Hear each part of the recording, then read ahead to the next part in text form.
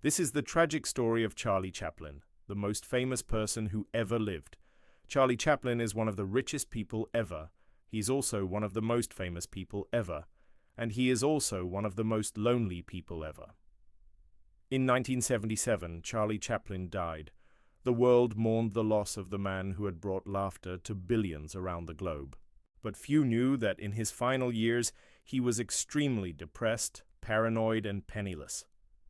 So how did one of the richest men ever become so poor? How did he die? And why was he so sad at the end of his life? Well, let's find out.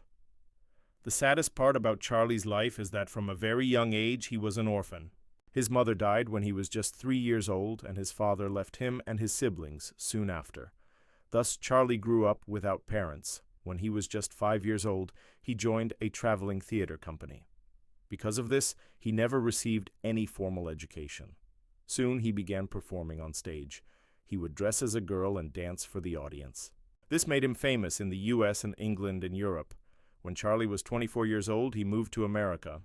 At first it was difficult for him to succeed there, but eventually he got his big break. In 1914 he signed a contract with Mutual Film Company. They paid him $1,500 per week to produce and star in his own short films. During this period he met the love of his life, Edna Purviance. She would appear in most of his movies. Together they had 2 children, Sidney and Eric. In 1918, Charlie founded his own production company called First National Pictures. It was incredibly successful and profitable. In the next 6 years, Charlie earned $10 million. That's over $150 million in today's money. In those days, only the richest people owned cars, but after signing a new contract, Charlie could finally afford to buy one. He bought a massive 7-ton Rolls-Royce. However, during the Great Depression, profits dropped significantly. People simply didn't have enough money to go to the cinema. In 1925, Charlie's contract expired and he founded his own studio. There he produced, directed, and starred in his own movies. His films were always a huge success. The public loved him and his unique style of humor. But everything changed when soundtracks became popular. You see, Charlie never dubbed his movies. He believed that sound would kill comedy. However, he was wrong. Soundtracks made movies much more appealing. While other comedians were quick to switch to talking pictures, Charlie stuck with his silent movies. As a result, he lost a lot of money. But it wasn't just that. In the late 1930s, Charlie's career began to decline. Most people believed that he was drunk and out of shape. To make matters worse, he experienced several personal tragedies. In 1935, his son committed suicide. 2 years later, his longtime partner and friend Edna passed away. Eventually, even his brother died. All of this took a heavy toll on Charlie. He began drinking heavily and was often seen staggering through the streets. By the beginning of World War II, Charlie was almost forgotten. People no longer wanted to watch his silent movies. Also, everyone considered him to be an alcoholic. When the war broke out, Charlie was arrested for being a pacifist. Some people even accused him of being a communist. All of this made him very angry. He was already depressed, but now he developed paranoia as well. After being released, he married his 22-year-old secretary. She was only interested in his money, though. Also, she had a drug addiction, so Charlie hired several servants to take care of him. For a while, everything seemed to be fine. He even appeared in some films again. But then suddenly, he went missing. On Christmas Day 1947, Charlie left his house. He never returned. His wife and servants searched for him everywhere, but they couldn't find him anywhere.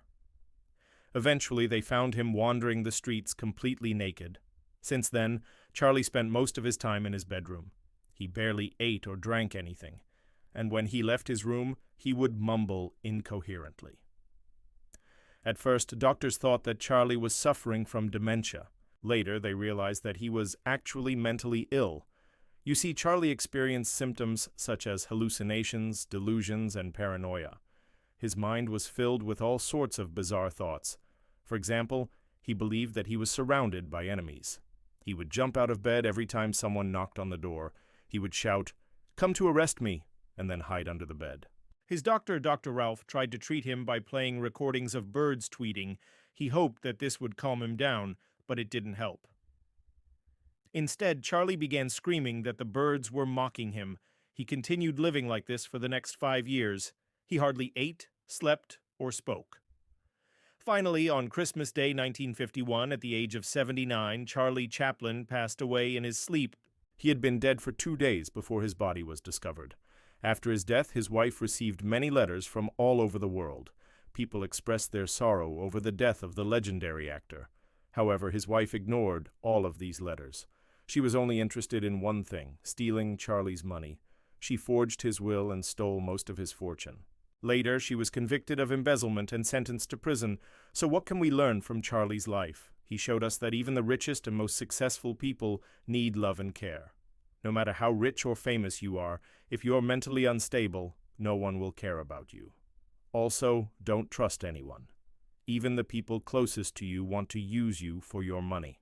And finally, remember to enjoy every moment of your life. Don't let success get to your head. Now, what do you think of Charlie's life? What can we learn from him? Please share your thoughts in the comments below, and that's all for today. If you enjoyed this video, please leave a like. If you haven't hit that subscribe button yet, now's the time. Thanks for hanging out with me today. Catch you later.